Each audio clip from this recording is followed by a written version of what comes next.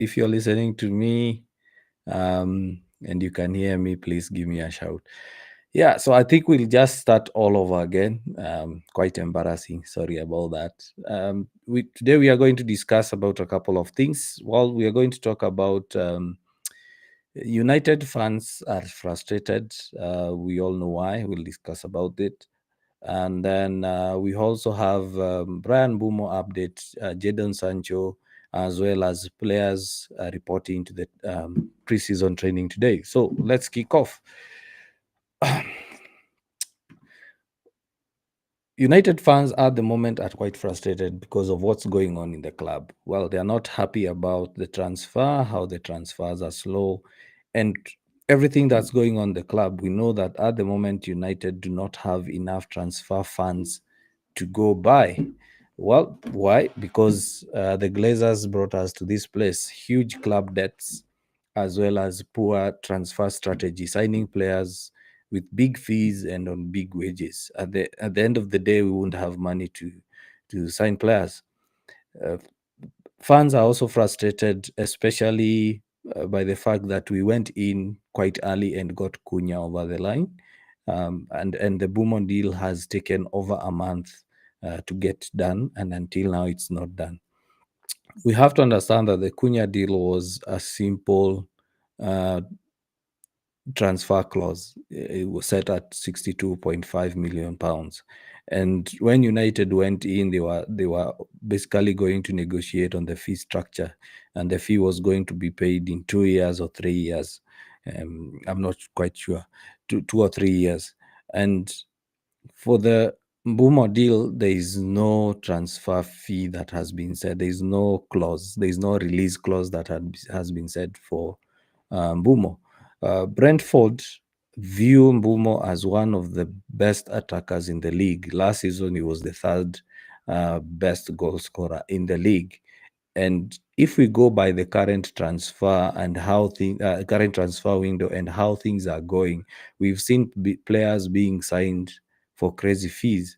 We've seen Joe Pedro being signed by Chelsea at a fee of 55 million. We've seen Cunha going for 62.5. We've seen Chelsea sign Gittens for 50 million. We've seen Newcastle are bidding uh, for Elanga at a fee of 50, and it's being rejected. So at the end of the day, Brentford are saying that Mbumo should be going for a higher fee even than Cunha.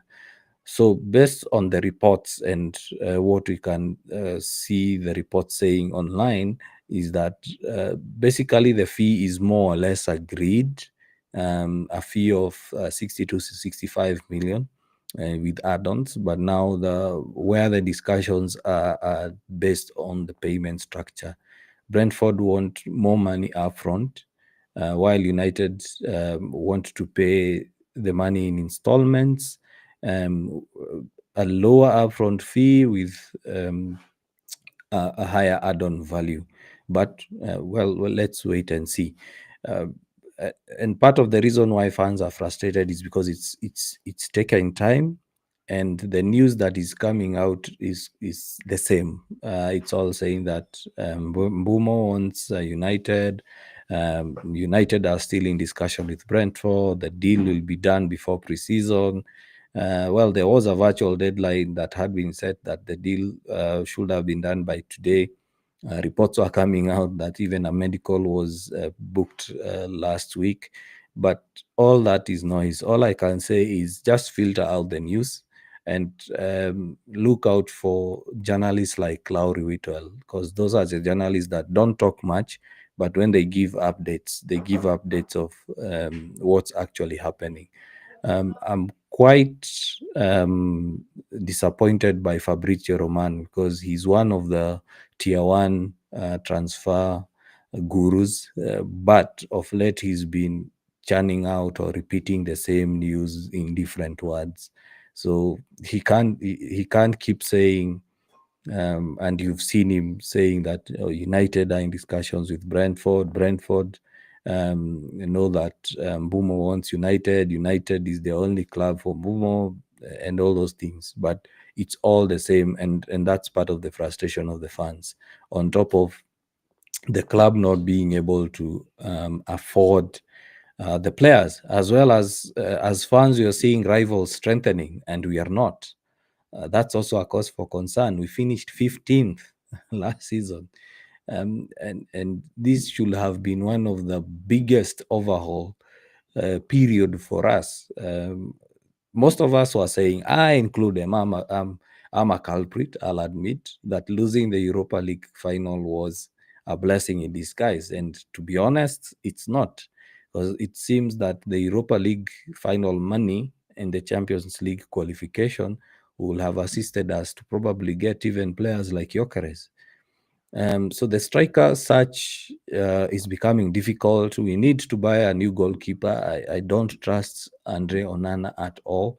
Our second keeper is Bayandia is also not reliable. We do need a good combative central midfielder. We are seeing links to do with Richard Rios, but all that can't happen if we don't have the money. Now, some of the strikers that at the moment we are linked with are players like Dominic Calvert-Lewin. To me, that's noise. That's noise, and it's all agent driven. It's all agent generated. And the fact that Talksport were the first ones to break this news, it makes it less reliable. I don't really trust Talksport when it comes to transfer news. More so, Sky Sports. They tend to post the news, and then things change quite easily. Calvert Lewin is a free agent. He has just left Everton. And to me, he's not a player who should be in the United's watch list because he's injury prone. He has an average of 70 days missed per season for the last 3 or 4 seasons. Yes, he might be a good goal scorer, but we need a reliable forward. At the moment, Zaxi, Chido, and Hoyland are not quite reliable. We need a forward who can guarantee us at least 20 goals a season. Where will we get that? Well, we have options of signing someone like Osimhen, but the wage demands are too high. United want to move away from such kind of deals because we've seen when we have players on a high wage at United, it becomes difficult to ship them out.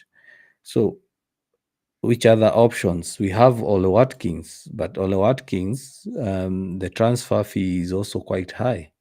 Aston Villa, despite getting a fine, they are demanding for 60 million, as well as Watkins himself is reported to be asking for 200K a week. Those are the deals that we need to move away from. If we need to fix issues at this club, we need to stop overpaying for players as well as giving them high wages. The issue we have with the likes of Sancho and Rashford is we can't be able to sell them, or clubs can't be able to buy them because they are on high wages. Juventus are currently negotiating with Sancho and trying to convince him to reduce his wage. We've seen the club come out and say that these players, the 5 players, that is Sancho, Garnacho, Rashford, Anthony, as well as Malasia, they've been given some time off to secure moves, and they'll be allowed to come back in late July if they don't. So United will have had an easier time shipping these players out if they were not on a high wage. But now, since they are on a high wage, it's very, very difficult to ship them out. One of the things that we have to acknowledge, and I'm quite frustrated seeing fans divided on this, is Ineos haven't had enough time to actually fix everything. Remember, this mess we are in was it's a decade. It's a decade worth of messes brought about by the Glazers, brought about by Woodward. In fact, I remember Woodward saying that United can do things in the transfer window that have never been seen before. And those are the things that are actually haunting United right now. We've always seen the United tax. If a club is bidding for a player, they can buy the player for, let's say, cheap at 25, 30 million. But if United are going for the same player, the player is quoted at 60, 70, 80 million. For example, look at Anthony. Anthony was not worth 100 million euros. No. Anthony was worth maximum 40, 35, 40 million, in my opinion. But the fact that now we signed him at 100 million, we can't sell him also on the cheap because we have to get the book value and we have to recoup some of that money. The PSR at the moment cannot allow United to register a loss, and we don't want to register a loss because we won't be able to have a good transfer strategy in terms of the money we need to sign players. Um, so we need to stop overpaying for players. Yes, I would like someone like Watkins to come. He's Premier League proven. The current strategy by Ineos and Amorim is getting players who are Premier League proven, and that's why I went for the likes of Delap, who chose Chelsea. We've gone for Cunha, and now we're going for Mbumo. So we need to get those players in, but for the right price and the right wages. Well, we saw that some Newcastle linked journalists coming out to say that Mbumo chose United because of the high wage that he was being offered. Some were quoting 250k, some were quoting 300. And then we had journalists later coming in and saying that United's offer was between 160 to 190k a week. Those are the sort of wages I would expect us to have. I love what Chelsea are doing. They are signing players and giving them good wages, good average wages, let's say in the region of 120, 150. Even if they are signing them for 55 to 60 million, these are players you can easily sell and they can easily go to another club because their wage demands are not high. Um, if Rashford and Sancho had lower wages, let's say in the region of 150 to 180, it will have been easier for clubs to come in and buy the players because they are good players.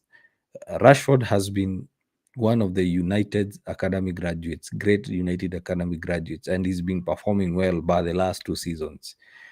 If we look at it, we should have big clubs lining for him. We should have the likes of PSG, we should have the likes of Bayern, who are currently also looking at him, as well as Barcelona and top clubs. But we see at the moment we only have Bayern and Barcelona who are interested in him. Why? Because of the high wage demands, as well as those clubs are still asking for Rashford to lower his wages. So let's see how it goes. Let's see how it goes. Otherwise, it's quite tricky for us to ship out the players. Thanks for everyone who's watching. Please make sure you drop in a comment, and I will read out for the fans. Also, make sure you go to the YouTube page and you like this video as well as subscribe. Now, let's have a look at United's preseason. It started today, and based on the news, and the news came out recently that Rashford, Sancho, Garnacho, Anthony, and Malacia will be skipping the early training.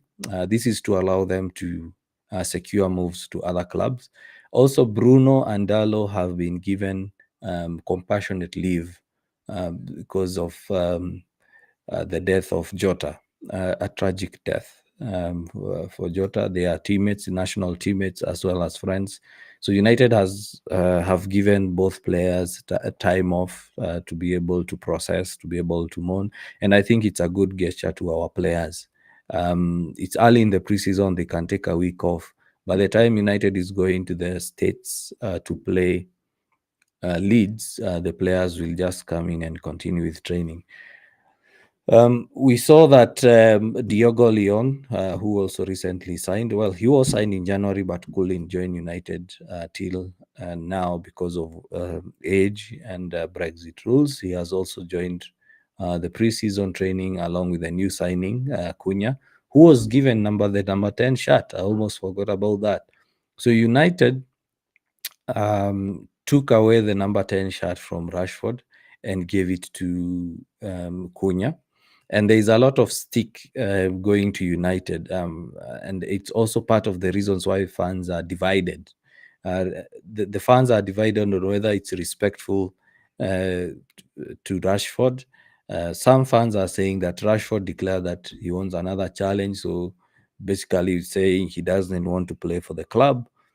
Rashford has been eyeing a move to Barcelona. We also know that he did an interview on a fan page, a YouTube fan channel, sorry, and basically he's asking for Barcelona to come and sign him. So when we have that, Rashford himself is basically saying, "I'm not interested in coming back."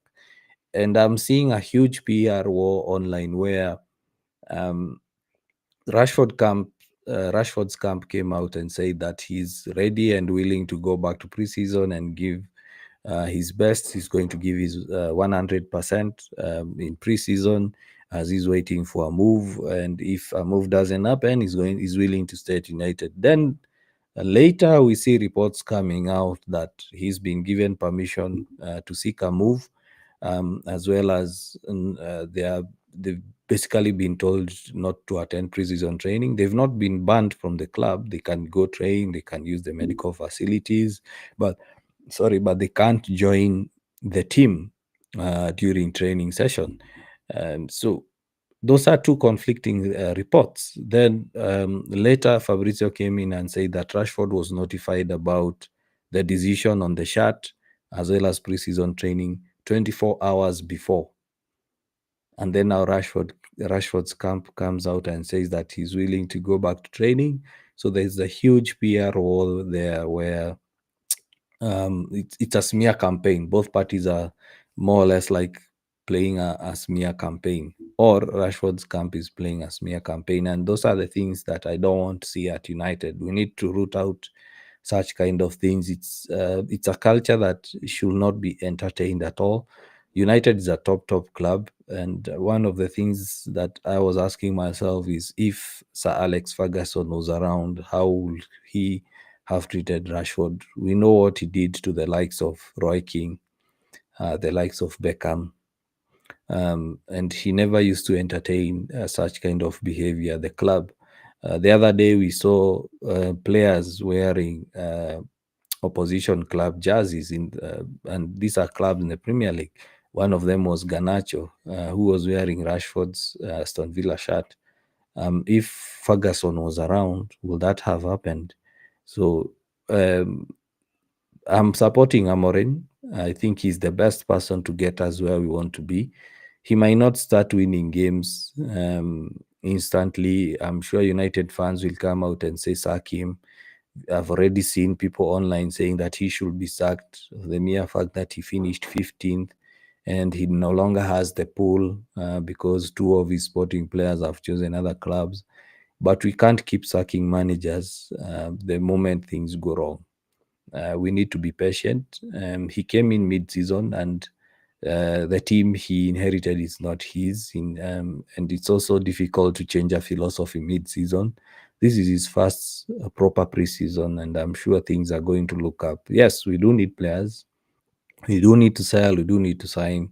But calling for the manager to be sacked at this point in time, it's the wrong decision, because one of the things that we would expect is with United's rough start to the season with all those fixtures, if he loses, let's say, the first three games, people will start calling for his head. They'll start saying Saka, Morim, and all that. But to me, I wouldn't call for that, because we've seen Ineos have let him down, despite us having a lot of time in the transfer window. He does not have the players he needs. He still, other than one signing, Diego Leon, we can't say it's an Amorim signing at the moment, because that signing was done a long time ago. Amorim needs his players, and I love what he said at the end of the season last season during his speech. He said we need to be brave. We need to be courageous, as well as the good times are coming. So all I can ask United fans is to be patient. We need to be patient. Moving on, Ugarte got a lot of stick from United fans. He posted a photo of him and his girlfriend enjoying the holiday, and United fans are quite angry with him. And some of the comments were too harsh. They were vile comments. And it's important to understand that all of us are human beings. Ugarte is a human being. He will make mistakes. And while he's out enjoying his holiday, I don't see why you have the right to post those things, that those negative things that you or the fans were posting. It's quite disgraceful, and as a United fan, I'm quite disappointed with that. I'm not asking you to post lovely comments for the sake of posting. Sometimes it's a good thing just to keep it to yourself. I mean, however much you're angry, however much you don't want the player, yeah, he doesn't deserve such kind of treatment. He's enjoying his holiday, and you are taking things from last season and abusing him while he's enjoying his holiday with the missus. So I didn't like that, and we also have to understand that it was Ugate's first season, and he was playing under two different managers. And coming into a new team, meeting new players, it's really difficult to automatically get the team chemistry to blend in. He was signed to play for Ten Hag, and then midway, Amorim came in with a different system. So, of course, being new, coming into a new country, coming from a different league, getting a new coach, the moment you start understanding the system, as well as we also have to remember that Premier League is a really difficult league, and he needed time to adapt. The moment he started adapting or getting the rhythm, the manager is changed. We have a new head coach in Amorim, and now everyone has to change. Everyone has to adjust, and it's really difficult. And it's the same thing with the new signings. Well, yes, we have players like Mazraoui who automatically adjusted and did well, but we have to understand that every player is different. We also saw Zaxi really struggled at the start of the season, and in the end, he also performed well. Ugarte as well. By the time we were getting to the end of the season, he started to get his rhythm. Most of the players we did sign last season will start performing well next season. The Premier League is quite different from the other leagues, and players need time to adjust. And the preseason is here. The coach will have time with them, and everyone will be on the same page in terms of what is required of them by the coach and what they need to do. So let's keep calm. Let's not throw abuse at the players. Yes, I understand everyone has a right to post whatever they want to do. You have the right to abuse players or express your opinion. Let me say that, but let's be civil. There's a lot of hate. There's a lot of negativity in the United space online, and it's quite sad. And what saddens me is also to see fan accounts, big fan accounts. I don't want to mention them, using negativity to get likes, to get views, to get followers, um, chasing cloud basically. One of the podcasts that I love watching is Dev FC. I truly, truly enjoy watching Dev FC because it's one of the non-toxic podcasts you can find out there. Another one is United View. Those guys are really good, non-toxic. Yes, they say it as it is, but it's non-toxic. We need to get into a space where we can agree to disagree. If I don't agree with you, there is no need of using abuse.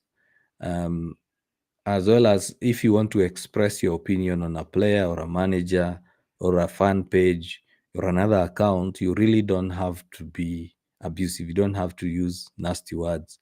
I've seen to a point where some United fans are also becoming racist. Personally, on my ex page, I've suffered racial abuse because I'm a Kenyan. To a point where someone tells me, "You're a Kenyan. You're not a true United fan." I've been supporting Manchester United since I was a kid, so there's a lot of negativity on social media, and I hope that we can be in a space where we don't have to agree on everything, but we respect each other's opinion. There is no point of being abusive. There is no point of being a racist or something like that. Let us just accept that we have different views, but we support the same club. We support Manchester United. Yeah.